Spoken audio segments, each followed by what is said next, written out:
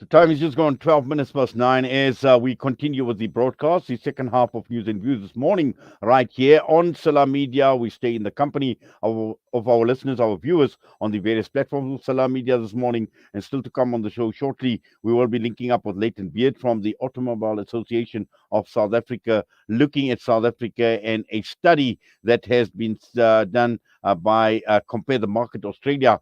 And this study reveals one thing: South African drivers among the worst in the world. Now, this is not shocking, I suppose, to many of us who use the roads on a day-to-day basis. And when one sees the state of lawlessness in the country and on our roads in particular, we also will be bringing you the roundtable discussion we had last night, and this is regarding the water crisis in Johannesburg, in Robertsham, and some of the surrounding areas. And I must say that having chaired this roundtable discussion last night, this was clearly a masterclass as far as water and the water problem in the country goes. So this is a must listen. That will be at around 9:35. And towards the end of the broadcast, we are focusing on Hajj 2023, our Hajj Diaries 2023 segment. And this morning, we will be talking with Zinat Adam. And this is just a few days away from experiencing this journey of a lifetime. But right now, we're going across to be joined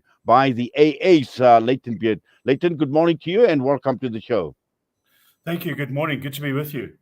Yes, Layton, this study, quite interesting revelations, and there's just so much that we can actually unpack. But are we surprised that South Africa has been labeled, or South African drivers have been labeled as amongst the worst in the world? Yeah, I think I am a little surprised because the research from the World Health Organization suggests otherwise. If you look at the data from the World Health Organization, South Africa certainly has a very high per capita road death. Our road deaths in 2019 were 22 per 100,000 of the population, which suggests that we have a serious road safety problem. And there's no denying that we certainly have a massive issue in terms of our driving and driver behavior on our roads. But there are many other countries, specifically in Africa, one or two in Asia, which have higher road death fatality rates. Thailand, for instance, has a 32.2 per 100,000 death rate. So, you look at a country like Namibia, it has a very high death rate, around 30 per 100,000. Botswana, 23 per 100,000. So, yes, there are countries that have a higher death rates per capita than South Africa. And if that is the measure that is being used to determine the safety of drivers, then South Africa doesn't have the worst drivers in the world. What other measure is used to determine that, I think would be a little unscientific unless you did an extensive survey and study of every single country in the world and then came to that conclusion based on certain parameters. But my understanding is that it's based purely on road deaths. I'm not suggesting for a moment that we don't have a problem. We have a huge problem in South Africa. We have a major problem with bad driver behavior. The rules are flouted on our roads every single minute of every single day. So there is a massive issue that we need to deal with. But are we the world's worst drivers? I think we would dispute that.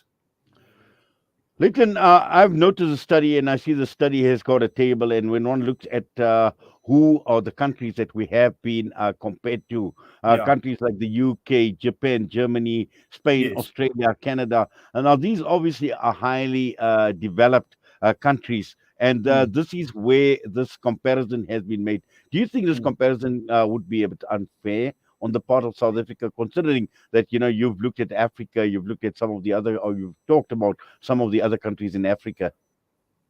No, I don't think it's unfair. I just think it's a little misleading. If you're going to say South Africa's got the worst drivers in the world, then you must compare us to every driving country in the world, not just to a select few that you have cherry-picked. I mean, obviously, countries in the global north, and we're talking about countries like Japan and the UK and Australia and New Zealand. I mean, who form part geographically of the South, but are part of the global North, so to speak. I mean, these are countries with highly developed road networks. They've got excellent road traffic law enforcement. They've got ubiquitous education and awareness campaigns around road safety. They have very high rates of prosecutions of moving violations, people talking on cell phones and texting on cell phones, drunk driving, speeding, risky overtaking. So there are prosecutions of those things. So, I mean, certainly in those countries, they have a more highly developed sense of road safety than we do in South Africa. But again, if you're going to say that we've got the worst drivers in the world, you need to compare us to every driving country in the world. And that survey does not do that. And I think that that is a little misleading for us. Yes. Now, also, I see, mention being made of certain countries that are notorious for heavy traffic and high traffic volumes, shabby roads as well. Countries like India, and I've been to India, and believe me, this is one country I wouldn't want to drive or get behind the steering wheel because, again, drivers there are a law unto themselves, but they have some sort of a understanding, when they are using the roads. But also looking at countries like Brazil, Colombia, and Peru, and looking at the state of those roads compared to the infrastructure that we have in this country. Just your thoughts looking at some of these countries with these huge traffic volumes that we don't even see in our country. Yeah, I mean, certainly they've got their own challenges, and South Africa has its own challenges. And I carry on, beating the drum on this in here. The fact of the matter is that we actually don't have a bad road network in South Africa. By and large, the main routes in the country are well maintained by Sunrail. Many of the roads are very good to drive on. It's obviously when you get down to some of the provincial and rural roads and municipal roads that things begin to fall apart a bit. But you look at the N1, the N2, the N3.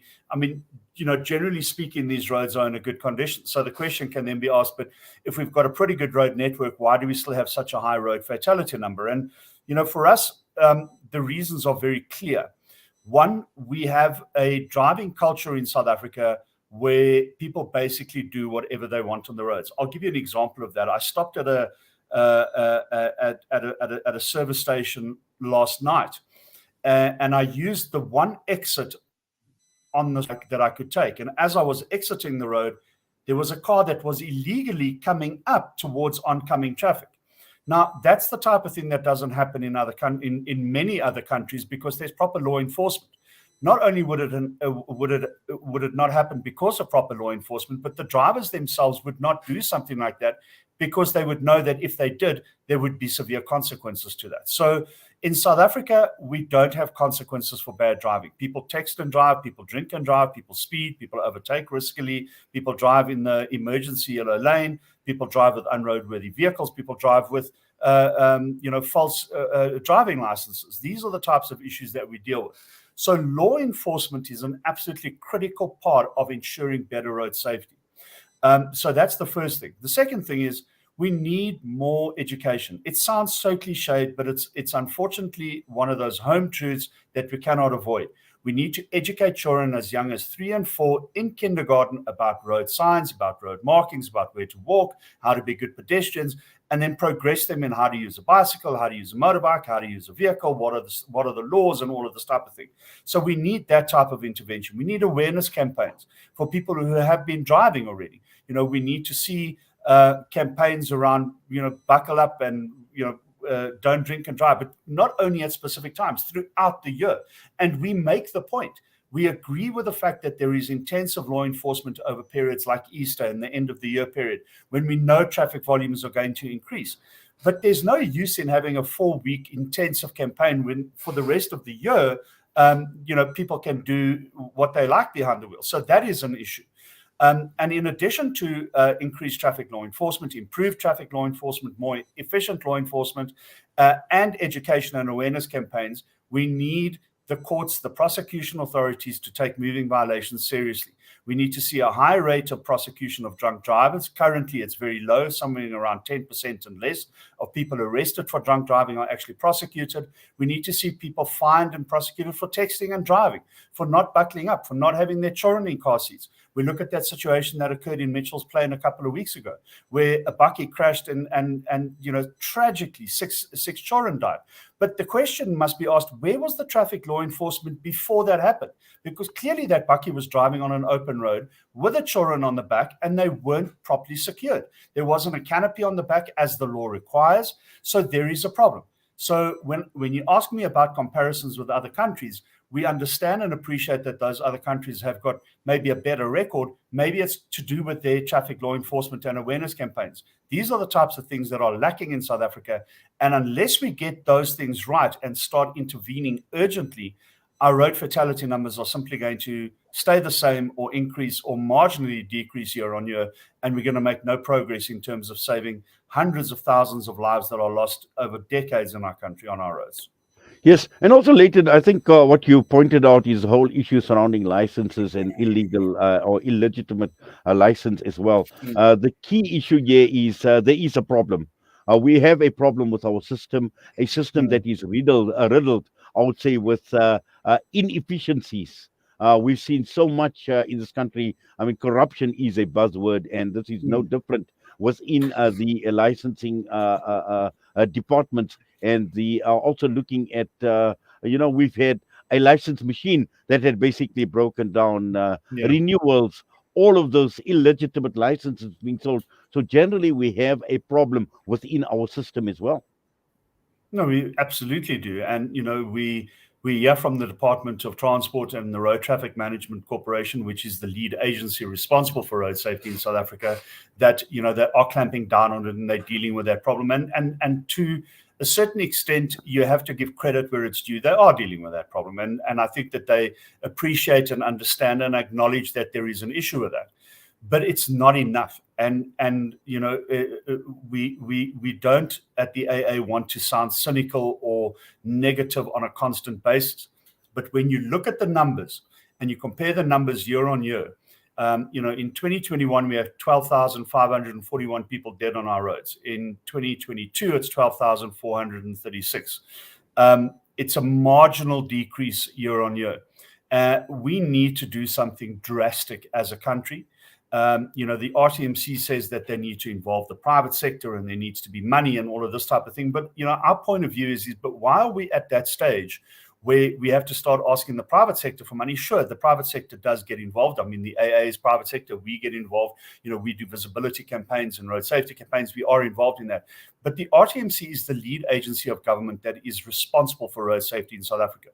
Dealing with these issues of corruption that you've mentioned, Nyayet, this needs to be a major focus. We cannot have cars on our roads that are unroadworthy because corrupt officials are being bribed to allow cars that should never be on our roads to drive on our roads, because it's not only a danger to the person whose car's just been passed, it's a danger to every other driver, every other road user, pedestrian, cyclist, you name it. And it's the same with driving licenses. I have two sons. Both of them, were not great drivers when they started out, but over a period of a year and training and going to courses, they struggled, but they got their licenses legitimately. And yes, people just sometimes don't want to go through that hassle. But unfortunately, we have to consider that we are part of a bigger community, and it's not only our safety at stake, it's every other road user. So yes, corruption, bribery, it's a major issue, and it's causing deaths on our roads. And unless we acknowledge that, to the extent that we pump money and resources into dealing with it effectively and sustainably, it's not going to change. Yes, Leighton, just one issue, and I know there is this whole, it's a controversial issue in this country, the gender debate. And this study, speaks about male and female drivers, and male drivers accounting for a lot more accidents than female drivers. Just your thoughts? I mean, the statistics in South Africa bear that out as well, that more of the deaths on our roads are males. I'm not going to get into the gender debate. The fact is that we would consider everybody who is a bad driver to be a bad driver, whether they're male or female. At the end of the day, we live in a society where everybody needs to follow the rules, but not everybody does follow the rules. And there needs to be some sort of accountability for whomever you are, whether you're male, female, black, white, whatever the case is. And at the end of the day, we need to appreciate the fact that because we're part of that community, we have a responsibility to that community. I think I'm being a little diplomatic in your head in my answer. The issue for us is all drivers who are bad need to be dealt with. Well, perfect. In fact, I think you would, you're perfectly justified, I would say, in being diplomatic, Leighton. And Thank I you. actually quite like it, actually. But Leighton, thank you very much for that and for your time with us this morning right here on Salam Media. All the best to you. Thank you so much, Inyet, and I appreciate, as always, the opportunity to have my say. Thank you. Layton Beard from the against a study about South Africans being amongst the worst drivers in the world. The time is just hit at 9:28, and next up is our Heard on Air feature. And last night, this was a roundtable discussion regarding the water crisis in Johannesburg, in Robertsham in particular. And I must say, having chaired the forum last night, or the discussion that had taken place, there was just so much that actually came out. And when you come back, we will play out what we had last night right here on Salam Media.